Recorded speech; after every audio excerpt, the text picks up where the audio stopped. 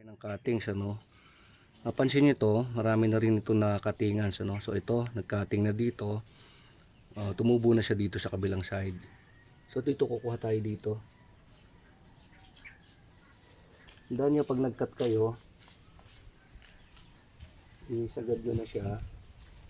Okay. So dito kayo magka-cut. Ito, tatanggalin nyo ngayon yung mga dahon sa baba. Yan. Pati dito.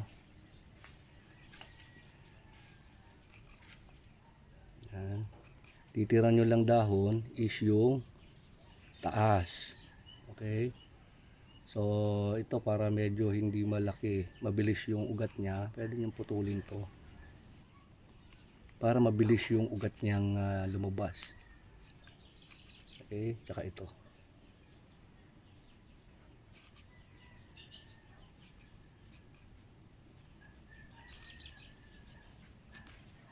Tingin ko mga after 6 to 7 days meron na siyang ugat. Ayan. Ito isa natin, ano? Okay.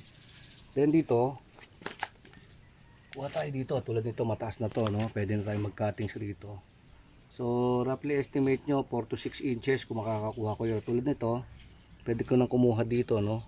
Ito yung pinaka pwede niyang paglabasan ng ugat. O pwede kang kumuha, mag-cut dito. Medyo babaan mo na para mabilis siya mag-sibol dito, no? Pero ito, puputulan natin malapit dito. Then yung dahon, putol ulit. Titira lang tayong dahon sa taas. Ganito lang po mag-propagate ng mayana. Yan. Okay. So ito, tingin nyo pwede na yan, ano? Pero mas maganda kung putulin natin ulit ito. Para hindi masyado maka-absorb pa ng protina yan. So mabilis yung rootings niya, ano.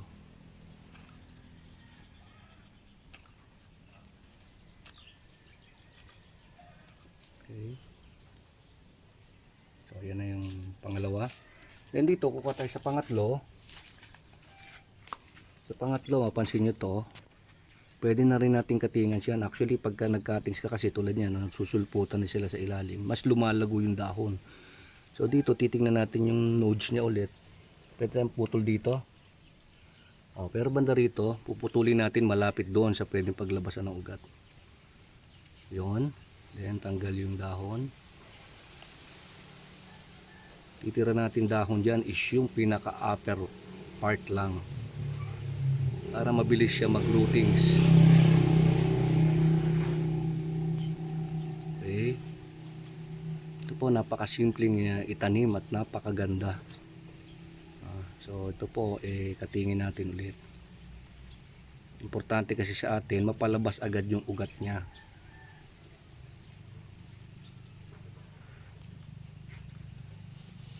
Okay, so meron tayong tatlo.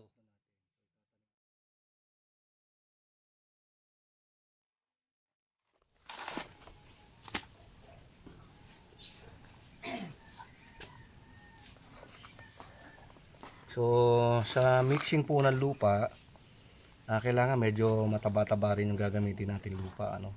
So mapansin nyo to, may halo na itong mga compost, and then yung ordinary garden soil, ano. Then meron din tayong source ng ipa kasi rito, so ginagamit natin ito para magkaroon ng moisture yung lupa. So mapansin mo ito, ganoon din pati dito. So pwede nating dagdagan ng konti ito.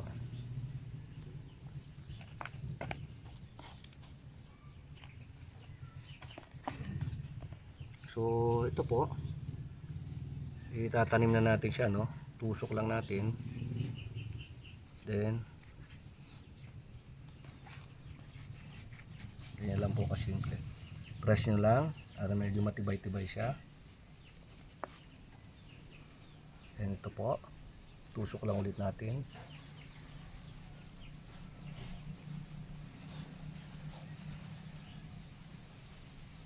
Then press para matibay-tibay. Then ito rin po, Tusok ulit natin. Then, lagay tayo. Press. Okay. Then, didiligan na po natin siya. Ayan po.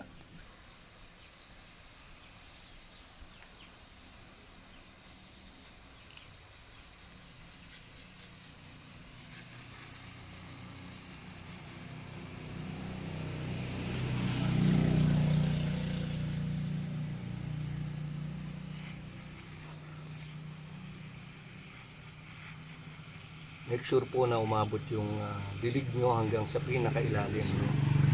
Para mabasang-basa po yung ilalim niya. Mabilis po siya mag-coatings. Okay. Ito rin po.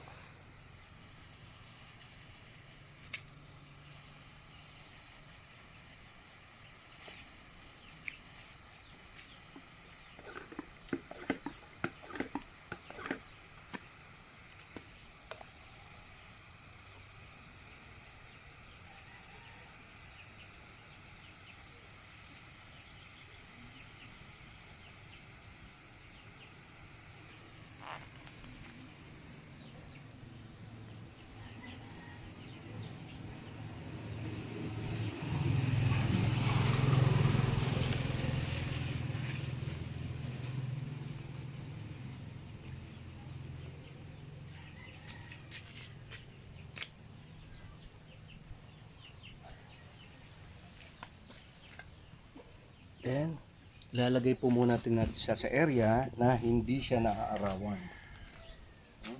Hanggat maaari, no? Para hindi masira. Lalagay po natin siya sa area na hindi siya naaarawan muna. Okay.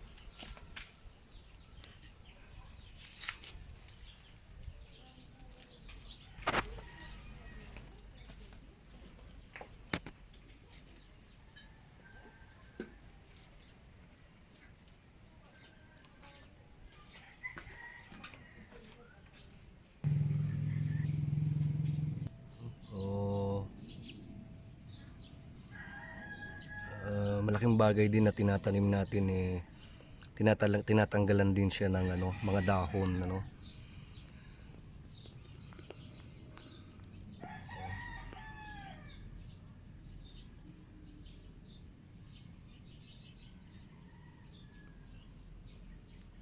So itong isa, actually ito natamaan kasi ito kaya dito siya dati, nilipat ko lang dito. Natamaan kasi siya kaya tinanim ko ulit. So yan po yung pinaka latest ngayon sa pagtatanim ng Mayana from cuttings.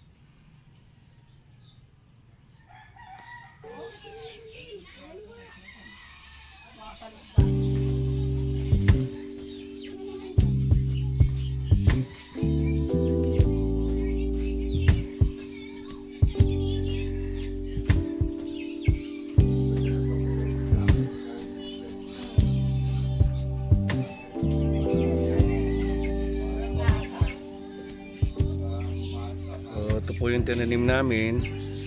Ito naman hindi tayo nagputol ng mga dahon, Ito after one day ganyan itsura niya, pero malalaman natin to after a few days or a week.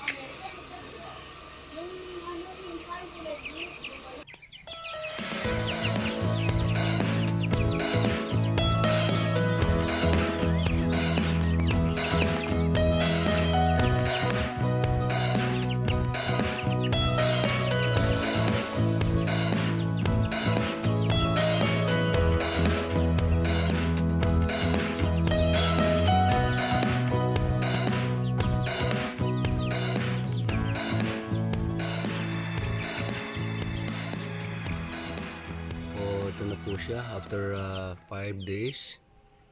Kita nyo medyo maganda na yung dahon niya sa taas. Yun. Medyo hindi na siya kuluntoy.